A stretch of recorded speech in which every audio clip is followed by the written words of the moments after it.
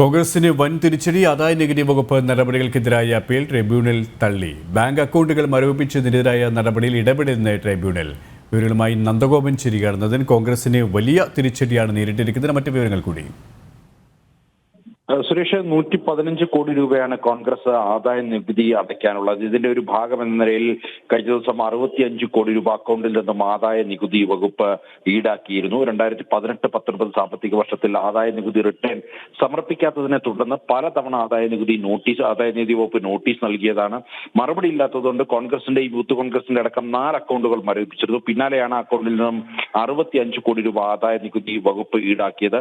ഇതിനെതിരെയാണ് കോൺഗ്രസ് ട്രൈബ്യൂണലിനെ സമീപിച്ചത്. എന്നാൽ ഈ വിഷയത്തിൽ, അതായത് ആദായ നികുതി വകുപ്പുമായി ബന്ധപ്പെട്ട് അല്ലെങ്കിൽ റിട്ടേൺ അടയ്ക്കാതെ വന്നപ്പോൾ പിഴയും അതേപോലെ തന്നെ നികുതിയും അടയ്ക്കണം എന്ന് പറഞ്ഞ ആദായ നികുതി വകുപ്പിന്റെ നിലപാടിൽ ഒരു കാരണവശാലും ഇടപെടില്ല എന്നാണ് ട്രൈബ്യൂണൽ വ്യക്തമാക്കിയിരിക്കുന്നത്. ഏതായാലും കോൺഗ്രസിനെ സംബന്ധിച്ചിടത്തോളം കനത്ത തിരിച്ചടിയാണ്. പ്രത്യേകിച്ച് ലോക്സഭാ തെരഞ്ഞെടുപ്പ് പടിവാതിക്കൽ എത്തി നിൽക്കെ വലിയ പ്രതീക്ഷയായിരുന്നു കോൺഗ്രസിനെ സംബന്ധിച്ചിടത്തോളം ട്രിബ്യൂണലിന്റെ ഭാഗത്തു നിന്നും ഒരു അനുകൂല ഉത്തരവ് ഉണ്ടാകുമെന്ന്. അങ്ങനെയെങ്കിൽ സാമ്പത്തികമായി മറ്റ് പ്രശ്നങ്ങൾ ഉണ്ടാകില്ല എന്നാണ് കോൺഗ്രസ് ധരിച്ചിരുന്നത്. എന്നാൽ ഇനിയിപ്പോൾ തെരഞ്ഞെടുപ്പ് പ്രവർത്തനങ്ങൾക്കടക്കം കൂടുതൽ കണ്ടെത്തേണ്ട സ്ഥിതിവിശേഷമാണ്. കോൺഗ്രസ് വ്യക്തമാക്കുന്നത് പ്ലാൻ ബി അവർ കണ്ടുവച്ചിട്ടുണ്ട്. വലിയ മാസ് ഫണ്ടിങ്ങിന് അവർ ഇതിനോടകം തന്നെ പ്ലാൻ ബിക്ക് രൂപരേഖ നൽകി കഴിഞ്ഞു എന്നാണ് കോൺഗ്രസ് നേതാക്കൾ വ്യക്തമാക്കുന്നത്. അതേസമയം തന്നെ ഇപ്പോൾ ഈ തെരഞ്ഞെടുപ്പ് നടക്കാനിരിക്കെ ട്രിബ്യൂണൽ കൂടി കോൺഗ്രസിന് സമർപ്പിച്ച അതിനെതിരെ രംഗത്ത് വന്നതിന്